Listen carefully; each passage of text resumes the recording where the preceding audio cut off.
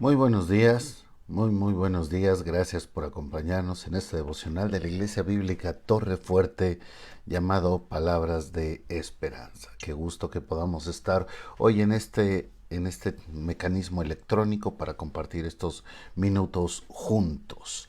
Hoy es 15 de marzo, quincena. Ay, ay, ay. 15 de marzo del 2023.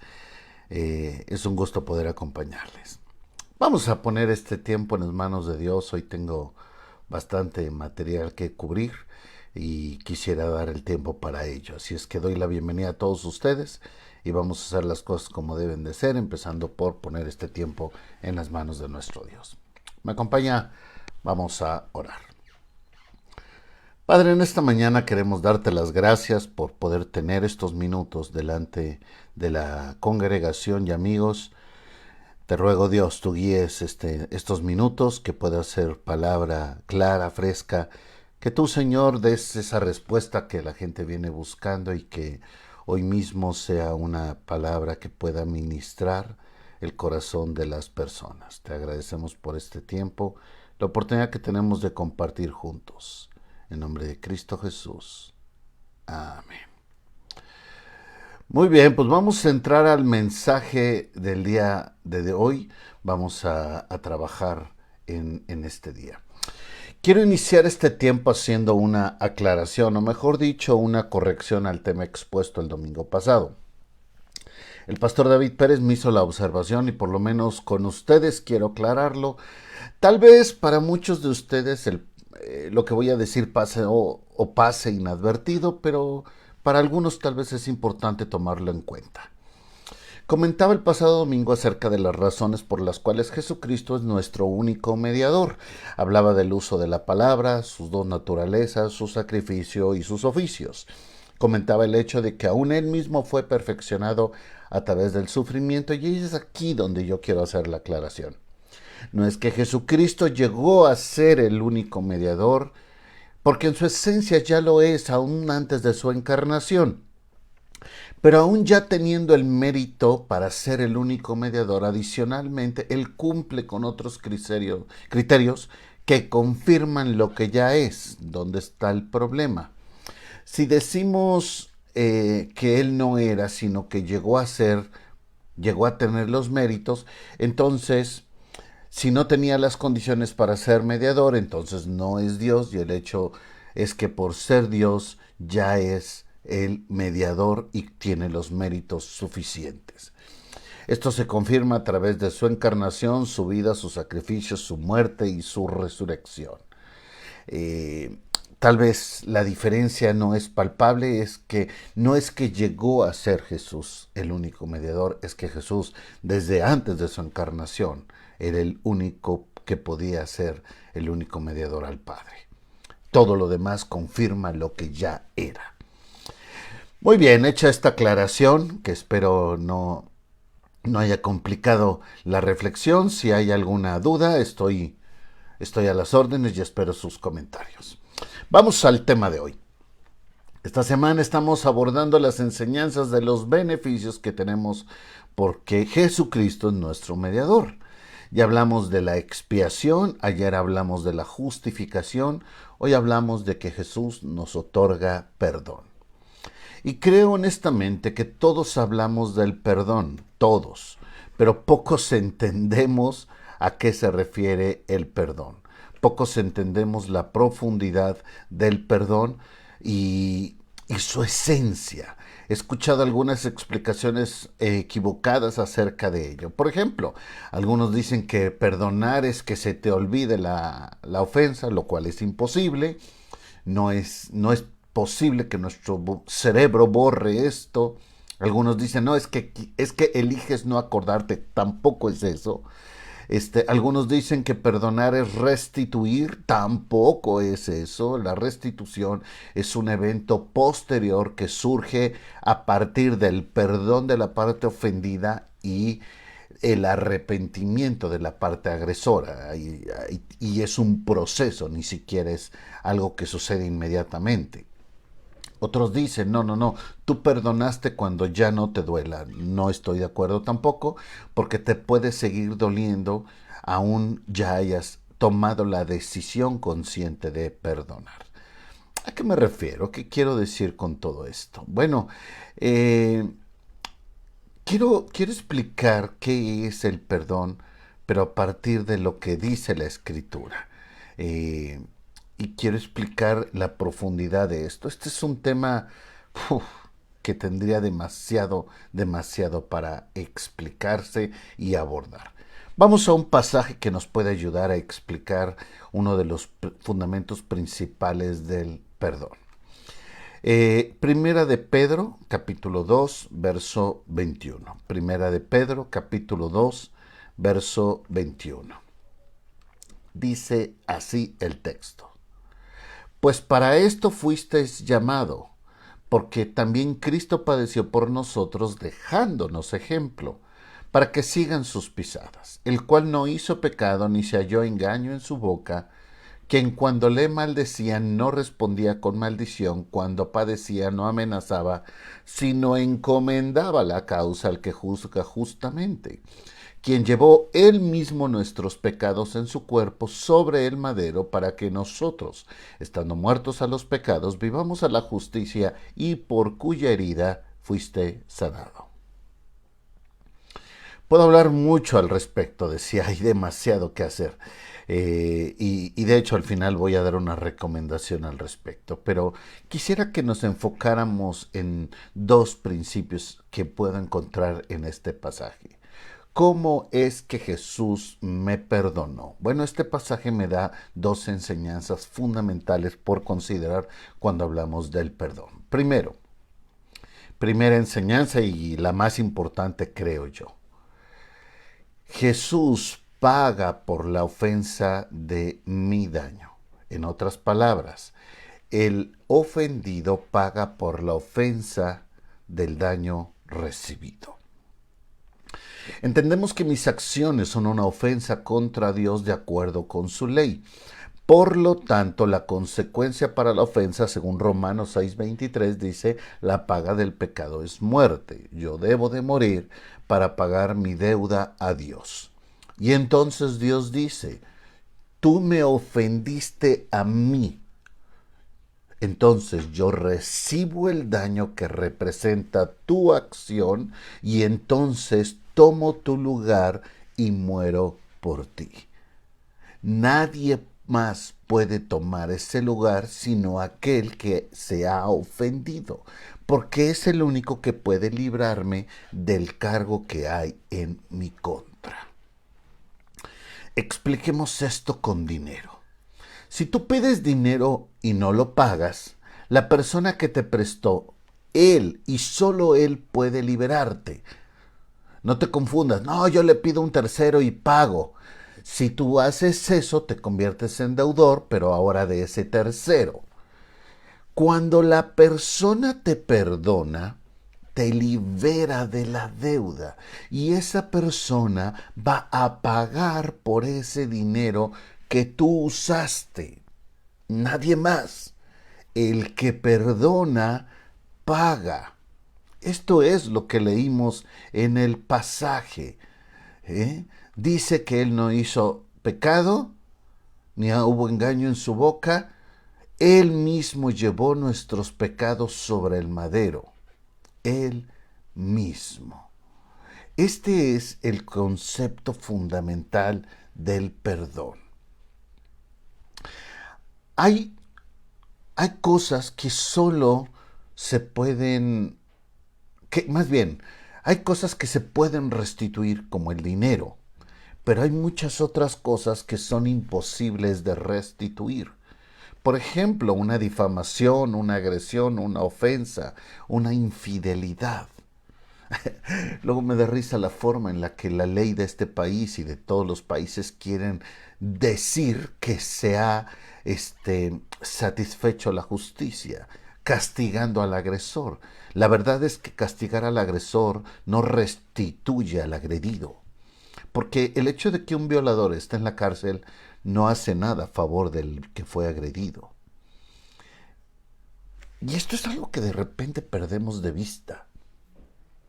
En el fondo, el perdón bíblico es uno de los actos más injustos que existe. El que otorga el perdón no reclama el pago, sino que recibe la ofensa que muy posiblemente jamás va a poder ser pagada. Y solo tiene dos opciones: o la recibe o vive para reclamar un pago que tal vez sea imposible de ser cubierto. Entonces, repito mi punto, el perdón es uno de los actos de mayor injusticia. Por eso Dios, en la persona de Jesús, es el único que nos puede liberar de la deuda, porque yo ofendí a Dios. ¿Quién paga por mi ofensa? Dios. ¿Y por qué Dios? Porque es a quien yo le debo. La deuda es esa.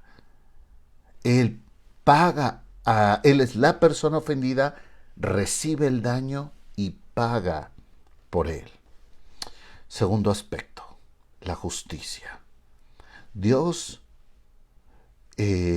dice, tú me debes algo. Y Jesucristo en la persona dice, yo renuncio a mi derecho de venganza. Aquellos que me golpearon, aquellos que me apedrearon, aquellos que me latigaron, yo no voy a reclamar el pago o la justicia de lo que me hicieron. Yo recibo el daño y la persona que me dañó, ¿qué? Bueno, el acto de Jesús dice en el verso 23 que cuando él recibía el daño, él no decía nada ni abrió su boca. Y dice al final del verso, encomendaba la causa al que juzga justamente. Cuando yo perdono, le delego a Dios mi derecho legítimo de demandar la restitución de la ofensa. Delego mi derecho a la venganza. Hablemos de otra práctica humana para entenderlo mejor, como cuando vendes un auto. En la parte de atrás de la factura tú endosas la propiedad del auto al nuevo dueño. Y eso significa que legalmente tú cedes los derechos sobre la unidad. No puedes demandar su uso, cuidado o cualquier otra cosa. Si el nuevo dueño quiere ir a tirar el auto a la barranca, es su decisión. Si yo lo perdono, le digo a Dios que esa deuda es algo que tendrá que resolver mi ofensor con a quien endosé mi deuda, es decir, con Dios mismo. Yo me salgo de la ecuación y entonces, como endoso mi ofensa a Dios, le dejo a Dios la facultad de ejercer justicia por el acto cometido en mi contra. Esto es lo que significa el perdón de Jesús. Recibe el daño, paga por él y delega la justicia a Dios. Se da cuenta que no tiene nada que ver con que si te duele o no, que si restituyes o no. Esto es la esencia básica del perdón. Recibir el daño, pagar por él y delegar la justicia a Dios. Y es lo mismo que Dios pide de nosotros en cuanto nos dice, como yo te he perdonado, tú también debes de perdonar. Si tiene dudas sobre este tema y le gustaría saber más al respecto, por favor, escríbame, mándeme un WhatsApp o mándeme un Messenger y le mando el link de una conferencia que tengo acerca del perdón. Y usted decídame qué tan profundo quiere ir este tema, porque tengo una que dura como 2 horas y tengo otra que son como 6 horas de enseñanza en una clase de seminario. Así que usted dígame qué tan profundo quiere ir con el tema y yo con gusto le mando la información para que usted se involucre un poquito más en el tema. Sobre todo si esto que estoy diciendo le ha hecho ruido, le ha incomodado de alguna manera o considera que está muy fuerte lo que estoy diciendo. ¿Qué significa que estamos diciendo en el fondo? Bueno, ¿quieres perdonar? Recibe el daño, paga por él, vive las consecuencias permanentes del daño que te han efectuado y delega a Dios tu posibilidad de venganza, tu posibilidad de justicia. Cuando tú haces eso, tú estás perdonando. ¿Y cuántas veces se perdona? Dice la Escritura, 70 veces 7. Así que si mañana te levantas y tienes ganas de reclamar tu derecho de venganza, recibes el daño, pagas por él y delegas a Dios la justicia. ¿Cuánto tiempo hasta que tu corazón sane? ¿Y cuánto va a tardar eso? No lo sé. Eso es algo entre tú y Dios, tu capacidad de sanar. Y entonces sí, tal vez a la semana, a los 15 días, al mes, a los 5, a los 10 meses, al año, a los 5 años, o a los 10 o a los 20 años, dejará de doler. Y eso representará que tu corazón ha sanado. Pero el perdón se gestó desde el inicio, desde la decisión inicial. La restitución solo será posible en caso tal de que el agresor esté arrepentido y tenga una actitud de restitución. De otra manera, será imposible. Bueno, me encantaría decir mucho más acerca de este tema, pero el tiempo es reducido. Repito, si tienes dudas, hábleme y me manda un mensaje y le mando alguna de estas conferencias que di en línea precisamente acerca de este tema. Vamos a orar. Padre, gracias porque recibimos tu perdón. A través del acto que hizo Jesucristo en la cruz, Él, en su persona de Dios, recibe el daño que nosotros hicimos contra ti y paga por él, Señor. Va a vivir las consecuencias permanentes del daño que nosotros efectuamos. Y esa es la esencia del perdón, y de ello queremos, Señor, aprender también nosotros. Queremos aprender a recibir el daño, a pagar por él y a delegar la justicia. Ayúdanos, Padre, en esta enseñanza que nos dejó Jesús a través de su acto en la cruz. Y líbranos, Señor, de buscar nosotros nuestra propia venganza, o peor aún, de vivir demandando el pago de algo que tal vez es imposible se nos sea pagado. Y entonces solo cultivar en nuestro corazón amargura, convertirnos en una cualidad que nuestro agresor tuvo, porque tal vez él nos agredió por egoísta y nosotros, al no perdonar, nos convertimos también en egoístas. Padre, ¿cuánto tenemos que aprender de este tema? Guíanos, Señor, por favor, en tu enseñanza, en tu verdad, en el nombre de Jesús. Amén. Wow, qué tema, ¿verdad? Tanto hay que hablar por ello y de ello. Bueno, recuerden, hermanos, tenemos culto hoy por la noche. Es un culto de media semana y estamos estudiando principios reales de sabiduría. Acompáñenos hoy por la noche. La conferencia de la historicidad de Jesús, compartida por el pastor David Pérez, es este sábado 18 de marzo a las 6 de la tarde y tiene que inscribirse, no puede llegar nada más así porque hay un cupo limitado. Así es que es gratuito, pero tiene que inscribirse. Por favor, tome ese tiempo.